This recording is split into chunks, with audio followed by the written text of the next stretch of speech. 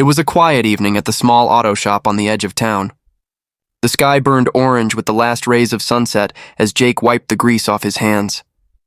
The day had been long, and his little daughter Emma sat in the corner, coloring in an old notebook while humming softly to herself. She was 6, sweet, curious, and the light of Jake's tired world. He was just about to close for the night when a small silver car rolled to a stop in front of his shop, its hood smoking. The driver's door opened, and a woman stepped out, elegant, yet clearly distressed. Her eyes showed exhaustion, but also strength. "Please," she said softly, "are you still open? My car, it just stopped working, and I don't know what to do." Jake looked at her with his usual calm. "You're lucky," he said, smiling slightly. "You caught me just before closing."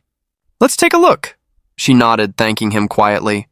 As he lifted the hood, Emma peeked out from behind a pile of tires, curious. "Daddy, who's that?" she whispered. Jake smiled. "Just someone who needs help, pumpkin." The woman knelt beside Emma and smiled warmly. "Hi there," she said. "I'm Lily," Emma smiled back shyly. "I'm Emma. My daddy fixes everything." Lily laughed softly. "Then I'm in good hands." Jake worked silently, his sleeves rolled up, his strong hands moving with confidence and care. Within minutes, he found the issue, a broken belt and a loose connection. "You've been driving this for a while, huh?" he said gently. Lily sighed. "I just moved here. Money's been tight. I didn't think it would break down today." Jake nodded. "I'll fix it for you. Don't worry about the cost." Her eyes widened. "No, please. I can't let you—" He cut her off with a kind smile. "Sometimes life gives us enough to share. Let this one be on me." Lily stared at him, moved. She hadn't met kindness like that in a long time. While Jake worked, Emma offered Lily a juice box and showed her a crayon drawing of a woman holding hands with a man and a little girl. "That's me and Daddy," Emma explained, "but he says we're missing someone." Lily smiled softly. "Who's missing?" Emma hesitated, then whispered, "A mommy." Lily's throat tightened. "Oh, sweetheart." "She went to heaven," Emma added quietly. Daddy says she still watches us. "Sometimes I talk to her before I sleep." Lily felt tears forming. She looked over at Jake, who was working silently, pretending not to listen. His jaw was tight. When the car was fixed, Jake lowered the hood and wiped his hands. "You're all set," he said. Lily reached for her purse, but he shook his head. "I told you, it's free," she frowned. "You did so much work, I can't just—" He smiled. "Then pay me by driving safe and promising you'll come back for a coffee sometime." "Deal?" She laughed softly.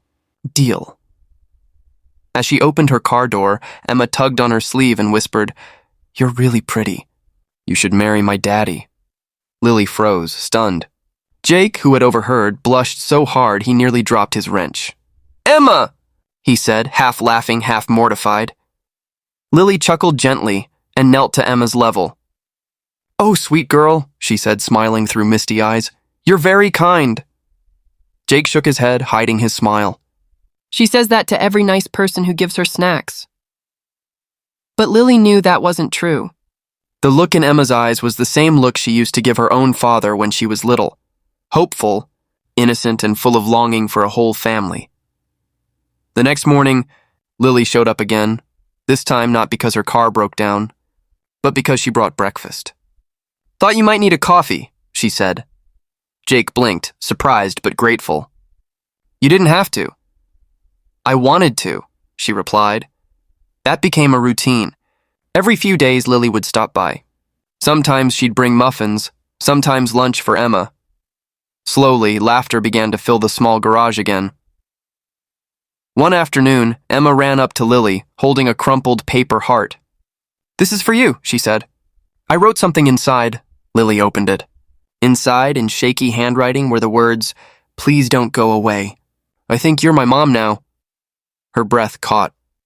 She looked over at Jake, who had turned away, pretending to be busy, but his shoulders trembled. "Emma," Lily whispered, kneeling. "I'm not your mom, but I love that you feel close to me." "Daddy says good people come when God wants us to smile again," Emma said softly. That night, When Lily drove home, she couldn't stop thinking about them. About the way Jake's eyes softened every time Emma laughed. About how empty her own apartment felt. Weeks passed and they grew closer. They had dinners together, took Emma to the park, even fixed up Lily's old car together.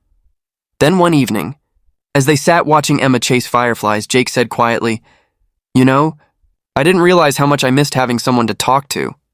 "You've brought a lot of light back into our world." Lily smiled, her voice trembling. "You and Emma did the same for me." He looked at her for a long moment, then whispered, "Emma's right, you know. You feel like home." Tears filled her eyes. She reached for his hand, and for the first time in years, Jake didn't pull away. Emma ran up just then, holding a jar full of glowing fireflies. "Look," she shouted. "They found each other again. Just like us." Jake and Lily laughed, tears glistening under the stars. He pulled his daughter close with one arm, Lily with the other. And as the night wrapped around them in a soft, golden quiet, Emma whispered once more, smiling into the dark. "I told you." "Daddy, she's my mom now." Would you like me to extend this story into a full 25-30-minute emotional film script, around 15,000 characters, with dialogue, deeper backstory and cinematic pacing?